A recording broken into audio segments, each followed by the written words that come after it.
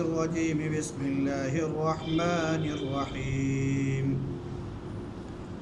طاسين تلك آيات القرآن وكتاب مبين هدى وبشرى للمؤمنين الذين يقيمون الصلاة ويؤتون الزكاة وهم بالآخرة هم يوقنون إن الذين لا يؤمنون بالآخرة زينا لهم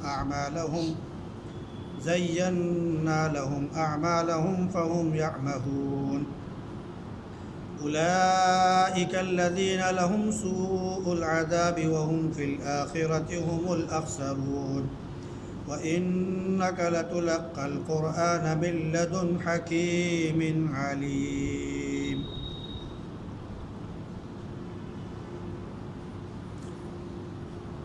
طاسين تلك آيات القرآن وكتاب مبين.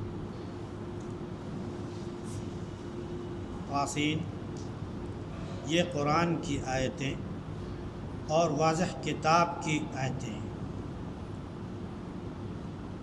یہ ہدایت ہے اور خوشخبری ہے مومنین کے لیے جو نماز پڑھتے ہیں اور زکوٰۃ ادا کرتے ہیں اور آخرت پر وہ یقین رکھتے ہیں. یقیناً جو لوگ آخرت پر ایمان نہیں رکھتے ہم ان کے لیے ان کے اعمال مزین کر دیتے ہیں تو وہ بہکے پھرتے ہیں. یہ وہ لوگ ہیں جن کے لیے بہت برا عذاب ہے اور آخرت میں بہت ہی نقصان اٹھانے والے ہوں. اور یقیناً قرآن آپ کو دیا جا رہا ہے ایک حکمت والے اور علم والے ذات کی جانب سے.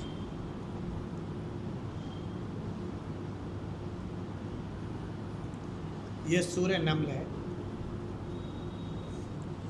نمل کے معنی چیونٹی کہتے ہیں. قرآن میں کئی صورتیں ہیں جو اس طرح کسی مخلوق کے نام پر ان کا نام آیا ہے. کیونکہ اس سورہ میں ایک خاص واقعے کا ذکر ہے کہ جب حضرت سلیمان علیہ السلام اپنے لشکر کے ساتھ جس میں چارین پارین سبھی تھے جا رہے تھے تو ایک جنگل سے گزر ہوا. تو جب وہاں پہنچنے والے تھے تو اس سے پہلے ایک چیونٹی نے اپنے تمام چیونٹیوں کو مخاطب کر کے کہا یا ایھا النمل ادخلوا مساکنکم لا یحطمنکم سلیمان وجنودہ وهم لا یشعرون. اے چیونٹیوں اپنے اپنے سوراخوں اور بلوں میں داخل ہو جاؤ کہیں سلیمان کا لشکر تمہیں کچل نہ دے ان کو پتہ بھی نہ چلے. تو ایک خاص واقعہ ہے جس کی طرف اشارہ کیا گیا ہے.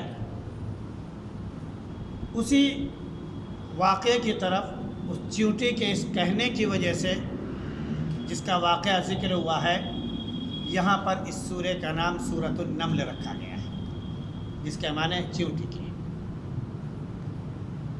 یہ مکی صورت ہے. مکی صورت میں عام طور سے 3 باتوں کی تعلیم دی جاتی ہے: توحید، رسالت اور آخرت، یعنی اللہ کے ایک ہونے کی اور نبی کے بارے میں کہ اللہ رب العزت نبی کو بھیجتا ہے اور اپنا پیغام دے کر بھیجتا ہے کے بارے میں، اور تیسری یہ کہ نبی آخرت کے بارے میں بیان کرتے ہیں کہ اس زندگی کے بعد ایک آخری زندگی ہے جو ہمیشہ ہمیش کی زندگی ہے اور وہ آخرت کی زندگی.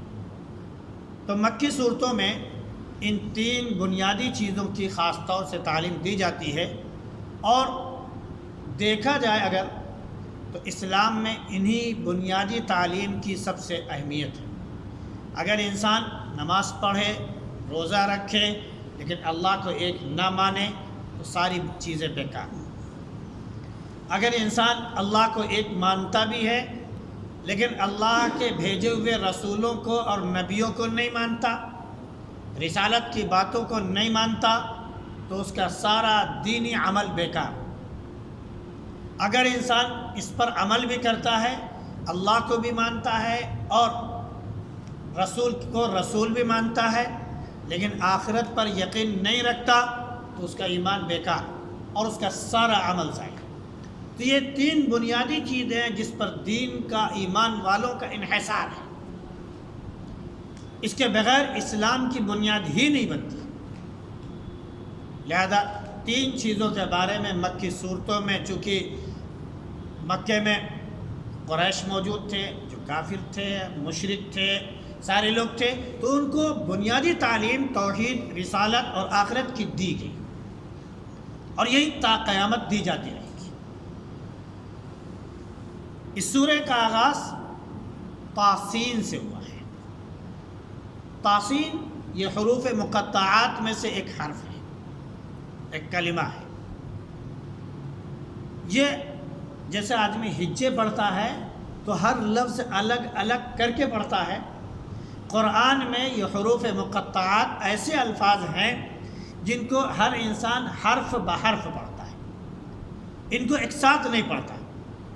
جیسے مثال کے طور پر الحمد، تو الف ہے، لام ہے، ہا ہے، میم ہے، دال ہے، 5 لفظ ہیں، ان 5 کو ملا کر انسان ایک ساتھ پڑھتا ہے الحمد۔ لیکن لفظ طاسین ہے، الف لام میم ہے، الف لام میم را ہے، حامیم ہے، حامیم عین سین قاف ہے، تو ان میں جتنے بھی حروف ہوتے ہیں ہر ایک حرف کو انسان الگ الگ کر کے پڑھتا ہے۔ الف لام میم 3 حرف ہیں، تینوں کو الگ الگ کر کے پڑھ رہا ہے۔ یہ ایک ساتھ نہیں پڑھے جاتے، الگ الگ پڑھے جاتے ہیں، توڑ توڑ کر پڑھے جاتے ہیں، اس لیے ان کو حروف مقطعات کہا جاتا ہے۔ اب یہ حروف مقطعات کیا ہے؟ سب سے پہلے تو اس کے بارے میں یہ جانیں کہ جب یہ قرآن نازل ہونا شروع ہوا تو عربوں کے ہاں بہت سے الفاظ ایسے ہوتے تھے جنہیں وہ بولا کرتے تھے، لیکن اس کا صحیح مفہوم اگر کسی سے پوچھا جائے تو مفہوم صحیح سے کوئی نہیں بتا سکتا تھا، لیکن اس کا مفہوم خود بخود لوگ سب سمجھ جاتے تھے۔ ہماری زبان میں بھی ایسے الفاظ پائے جاتے ہیں، جیسے مثال کے طور پر ایک شخص نابینا ہے اور وہ جا رہا ہے، سامنے گڑھا نظر آ جائے۔ اب نابینے کو گڑھا تو نظر نہیں آئے گا، لیکن ایک شخص جس کی نگاہ ہے اور وہ دیکھ رہا ہے سامنے گڑھا ہے تو فوراً ایک لفظ استعمال کرتا ہے، ارے۔ سامنے والا سمجھ جاتا ہے کہ ضرور کوئی خطرہ ہے، حالانکہ کسی سے پوچھا جائے کہ ارے کے معنی کیا ہیں تو مطلب نہیں بتا سکتا ہے یا نہیں۔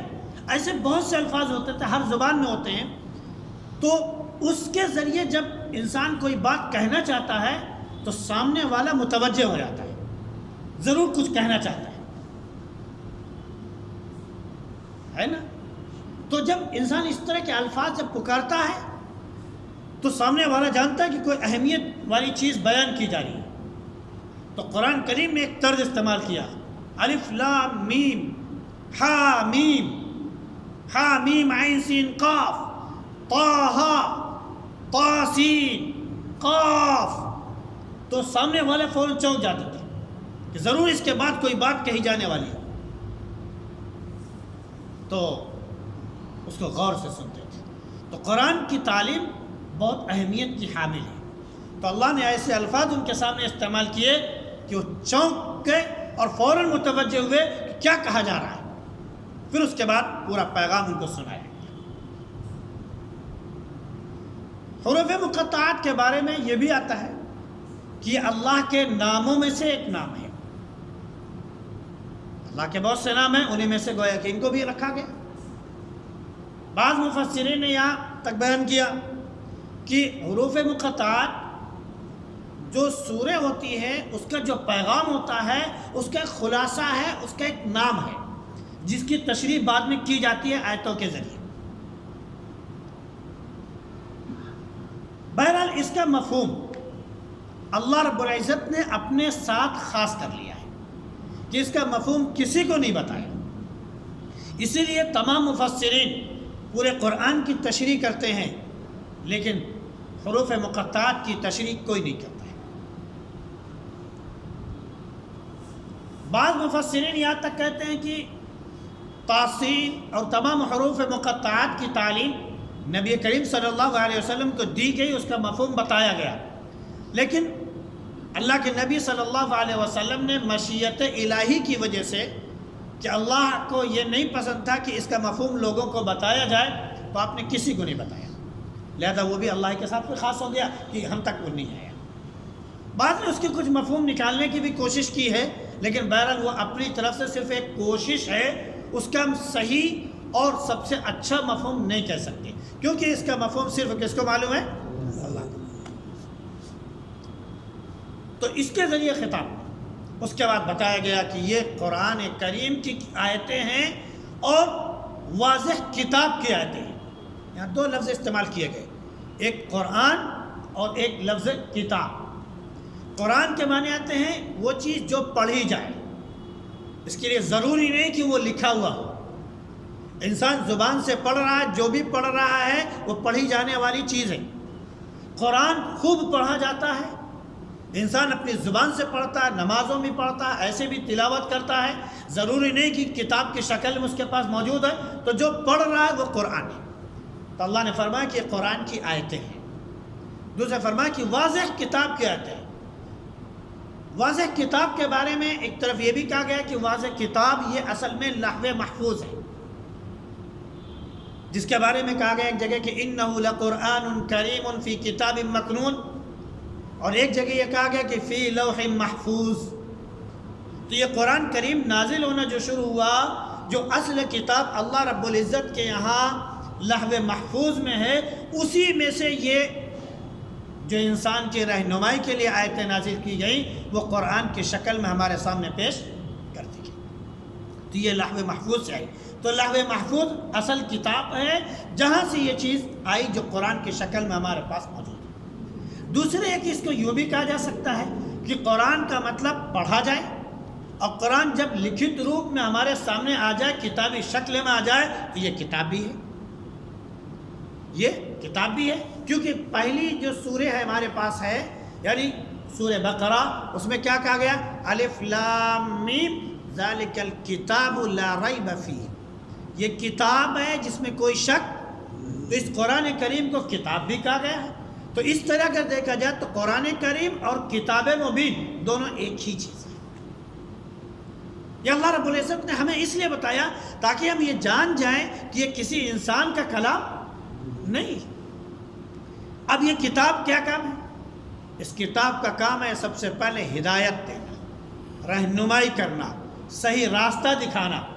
قرآن کریم میں اللہ نے دوسری جگہ فرمایا کہ ان ھذا القرآن یہدی للتی ہی اقوم، یہ قرآن اس طرف رہنمائی کرتا ہے جو سب سے سیدھا راستہ ہے۔ ہم دعا کرتے ہیں اہدنا الصراط المستقیم، اللہ ہم کو سیدھا راستہ دکھا۔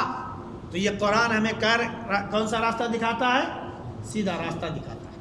تجارت کے لائن میں ہو سیدھا راستہ دکھاتا ہے، پیشے کے لائن میں ہو سیدھا راستہ دکھاتا ہے، عبادت میں ہو سیدھا راستہ دکھاتا ہے، گھر کے اندر ہو سیدھا راستہ دکھاتا ہے، ہم اپنے سماج میں ہو سیدھا راستہ دکھاتا ہے۔ جہاں پر بھی ہم جائیں یہ قرآن ہمیں اس جگہ صحیح رہنمائی کرتا ہے، ہم کو سیدھا راستہ دکھاتا ہے۔ تو فرمایا کہ ہدن ہدایت کا ذریعہ ہے، اور پھر یہی جب ہدایت پر لوگ عمل کریں، ایمان پر عمل کریں، قرآن کی تعلیم پر عمل کریں، تب یہ خوشخبری بھی سناتا ہے، یہ خوشخبری بھی سناتا ہے۔ تو اس کے بارے میں فرمایا کہ بشرا، خوشخبری ہے کس کے لیے؟ مؤمنین کے لیے۔ مومنین کی صفات بیان کی جاتی ہے کہ مومنین کون ہیں؟ الذین یقیمون الصلاۃ ویؤتون الزکاۃ وهم بالآخرۃ هم یوقنون، جو نماز قائم کرتے ہیں اور زکوٰۃ ادا کرتے ہیں اور آخرت پر ایمان رکھتے ہیں۔ میں نے پہلے بھی عرض کیا کہ 3 بنیادی تعلیم دی جاتی ہے۔ تو مومن کی یہ صفت ہے۔ اللہ کے نبی صلی اللہ علیہ وسلم فرمایا کہ ایمان اور کفر کے درمیان اگر کوئی چیز فرق کرنے والی ہے تو وہ کیا ہے؟ نماز ہے۔ تو جو نماز پڑھنے والا ہوتا ہے صحیح معنی میں وہ مومن ہوتا ہے۔ اگر انسان کہے کہ میں مومن ہوں اور نماز نہیں پڑھتا ہے تو کامل مومن نہیں ہو سکتا ہے۔ ایمان میں داخل تو ہے، کلمہ تو ایمان کا پڑھتا ہے، لا الہ الا اللہ کا اقرار کرتا ہے، لیکن وہ مومن نہیں۔ مومن کی صفت بیان کی جائے کہ وہ نمازی ہوگا، اور نماز ایسی نہیں کہ کھیل واڑ والی پڑھ لے، جب جی چاہ پڑھ لے، قضا کے ساتھ پڑھ لے، وہ نہیں۔ آداب کے ساتھ، آداب اور جو مسائل ہیں ان کی رعایت کرتے ہوئے نماز ادا کرے، اور جس وقت جس نماز کا حق ہے اس وقت وہ پڑھے۔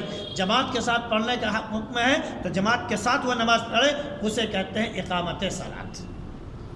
ورنہ نماز تو سبھی پڑھ لیتے ہیں، جب جی چاہ تب پڑھ لیا۔ ہم دکان میں بیٹھے ہوئے ہیں، ارے ابھی پڑھ لیں گے، تو صحیح معنی میں نماز کا ادا کرنے والا، نماز کی خانہ پوری کرنے والا تو ہے، نماز کا ادا کرنے والا وہ صحیح معنوں میں نماز کا ادا کرنے والے کون تھے؟ وہ صحابہ تھے کہ جیسے ہی اللہ اکبر کی صدا لگتی سب کچھ چھوڑ دیتے اور فوراً نماز کے لیے آ جاتے، اور نبی کریم صلی اللہ علیہ وسلم کے پیچھے جماعت کے ساتھ وہ نماز پڑھتے تھے۔ تو جماعت کا حکم ہے تو جماعت سے پڑھا جائے، جس طرح حکم دیا گیا ہے جس نماز کا ویسے پڑھیں تب نماز کے ادا کرنے والے ہوتے۔ پھر زکوٰۃ ادا کرنے والے، ایک یہ ہوتا ہے کہ زکوٰۃ ہم نکال دیں، وقت آیا ہمارے اوپر جتنا بنتا ہم نے نکال دیا، کہاں دیا اس کے بارے میں زیادہ چھان بین نہیں کی۔ ایک یہ ہوتا ہے کہ ضرورت مند کو ہم ڈھونڈ ڈھونڈ کر اس تک پہنچائے حق، تو صحیح معنوں میں زکوٰۃ ادا کرنے والا ہوتا ہے جو پورا پورا حق نکالے اور پھر مستحقین تک وہ پہنچائے، وہ صحیح معنوں میں زکوٰۃ ادا کرنے والا ہوتا ہے۔ ورنہ ہم تو زکوٰۃ نکالنے والے ہوتے ہیں، تو عام طور سے ہم زکوٰۃ نکالتے ہیں، زکوٰۃ کی ادائیگی کر نہیں پاتے۔ تو مومن کی صفت ہے کہ نماز بھی قائم کرتے ہیں، زکوٰۃ بھی ادا کرتے ہیں، اور پھر آخرت پر مکمل ان کو یقین ہوتا ہے۔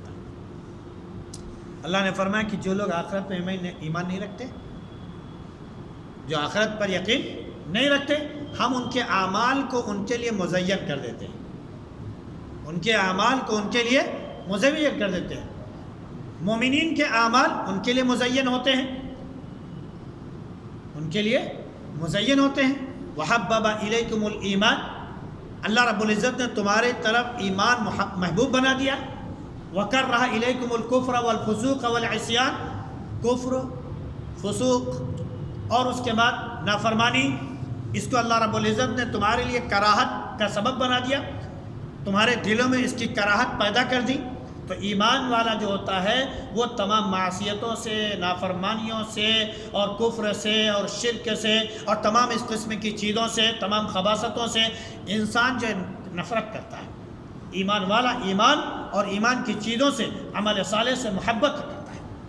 اور کفر والا جو ہوتا ہے وَزَيَّنَ لَهُمُ الشَّيْطَانُ أَعْمَالَهُمْ، ان کے کفر کو، ان کے شرک کو، ان کے فواحش کو، ان کی برائیوں کو، ان کے کرتوتوں کو وہ مزین کر کے پیش کرتا ہے، کہتا ہے یہی سب کچھ ہے، تو وہ ان کو اچھا لگتا ہے۔ جیسے مثال کے طور پر ایک بڑا ڈھیٹ چور ہے، اس کو آپ بار بار جیل میں بھیجیں لیکن وہ آتا ہے تو اپنے چوری کو ہی پسند کرتا ہے، حالانکہ وہ جانتا ہے کہ چوری اچھی چیز نہیں ہے۔ اس لیے ظلم کرنے والا جو ہے وہ ظلم کو ہی پسند کرتا ہے۔ اس کے ساتھ میں عدل اور انصاف کی اور رحم دلی کی بات کی جائے اس کے سمجھ میں نہیں آتی، وہ ظلم کی زبان ہی سمجھتا ہے، اس کے لیے اس کے اعمال مزین ہو گئے۔ تو اللہ نے فرمایا کہ جو ایمان والے نہیں ہوتے ہیں ان کے لیے ان کے اعمال یعنی کفریہ اعمال، شرکیہ اعمال اور یہ سب برے اعمال مزین کر دیے جاتے ہیں اور انہیں کو پسند کرتا ہے۔ پھر یہ کون ہے؟ یہ آخرت میں بہت نقصان اٹھانے والے ہوں گے، یہ ادھر ادھر بھٹکنے والے، گمراہ رہنے والے ہوں گے، ان کے لیے دردناک عذاب ہے، بہت برا عذاب ہے اور آخرت میں بڑا خسارہ اٹھانے والے۔ پھر ان تمام چیزوں کے بعد اب نبی کریم صلی اللہ علیہ وسلم کو خطاب کر کے کہا جا رہا ہے کہ یہ قرآن کی آیتیں ہیں، اللہ کی نازل کردہ کتاب ہے، اس کی نازل کردہ آیتیں ہیں، اور یہ آیتیں آپ کو دی جا رہی ہیں، یہ کتاب آپ کو دی جا رہی ہے۔ کس کی طرف سے؟ اس ذات کی طرف سے جو بہت حکمت والا بھی ہے اور جو بہت علم والا بھی ہے۔ حکمت والا ایسا ہے کہ انسان کی تمام مصلحتوں کو وہ سمجھتا ہے، اس کی خوبیوں کو، اس کی اچھائیوں کو وہ جانتا ہے، اس کی سرشت کو، اس کی عادات کو، اس کے اطوار کو، اس کی فطرت کو وہ جانتا ہے، اور یہ بھی جانتا ہے کیا اس کے لیے بھلا ہے، کیا اس کے لیے برا ہے۔ اس کے مزاج کے مطابق اللہ رب العزت نے دین اس کے سامنے پیش کیا تاکہ انسان فطرت کے مطابق دین کو سمجھے اور اسے قبول کر لے۔ تو اللہ حکیم بھی ہے۔ بھائی حکیم کیا کرتا ہے؟ اگر دنیاوی اعتبار سے دیکھا جائے، آپ کے اندر جو بیماری ہے اس صرف آپ کے نبض پکڑتا ہے اور بتا دیتا آپ کو فلاں بیماری ہے، آپ کو اس سے پوچھنے کی اس کو ضرورت نہیں ہے۔ آج اس کی جگہ جو ہے یہ آلات نے لے لیے، ہمیں پیٹ میں کیا ہوا، ہمارے سینے میں کیا ہوا، ہمارے یہاں کیا ہوا، آپ ایکس رے میں چلے جائیے، آپ الٹرا ساؤنڈ پر چلے جائیے، آپ سی ٹی ایکس اس میں چلے جائیے، آپ جو ایم آر آئی میں چلے جائیے، تو ہمارے جسم میں کیا کمی ہو رہی ہے، کس چیز کی ضرورت پڑ رہی ہے، کیا بیماری پیدا ہو گئی ہے، یہ مشین ہم کو بتانے لگتی ہے، پھر اس کے ذریعے ہمارا علاج کیا جاتا ہے۔ تو جو حکیم کیا کرتے تھے وہ آج کل کے ڈاکٹرز مشینوں کے ذریعے کر رہے ہیں۔ یہ دنیاوی اعتبار سے جس نے یہ تمام عقل اور صلاحیت انسان کو ودیعت کی اور عطا فرمائی، اس کی حکمت کا کوئی ٹھکانہ ہو سکتا ہے؟ وہ کتنا بڑا حکیم ہے۔ تو اس نے حکمت کی بات، نبوت کی بات نبی کو دی کہ یہ تم نبی ہو، میرا پیغام پہنچاؤ۔ اپنا پیغام اس نے اپنے بندوں تک پہنچایا، تو عین حکمت کے مطابق اس نے کیا یا نہیں؟ یہ حکمت ہے کہ انسان ایک اللہ کی عبادت کرے، غیر اللہ کی عبادت نہ کرے، جس کو اس نے خود پیدا کیا، جو ہر جگہ جا کر بے بس اور مجبور ہو جاتے ہیں۔ ورنہ انسان طلب کرنے والا اور جس سے طلب کر رہا ہے دونوں بے بس ہو جائیں گے، دونوں کمزور ہو جائیں گے۔ ضعف الطالب والمطلوب، دونوں بے بس ہو جائیں گے۔ صرف وہی حکمت والا، قدرت والا، تو اپنے حکمت سے اس نے کتاب عطا کی۔ پھر یہی نہیں، علیم بھی ہے، ایسا علم والا جس سے کوئی چیز ڈھکی اور چھپی نہیں ہے۔ ہم سے تو چیز ڈھکی چھپی ہے۔ ہم سے پہلے والے لوگ جو تھے، ہمارے اسلاف جو تھے، ان کے پاس جو علم تھا وہ ان کے زمانے کے مطابق تھا۔ اگر ان کے سامنے آج کی بات رکھ دی جائے تو شاید اس وقت نہ سمجھ میں آتی، لیکن آج جب ہمارے سامنے سارے آلات موجود ہیں، ساری ترقیات موجود ہیں، تو آج ہمارے پاس اس کے مطابق علم ہے۔ ہمارے پاس اڑنے کا بھی علم موجود ہے کہ ہم جہازوں کے ذریعے، ہیلی کاپٹروں کے ذریعے اور اسپیس کرافٹوں کے ذریعے ہم کیا کرتے ہیں، اڑ رہے ہوتے ہیں۔ ہمارے پاس تیرنے کا بھی آلہ موجود ہے، اس کے ذریعے سمندر کی تہوں میں ہم جاتے ہیں۔ اس وقت نہیں تھا۔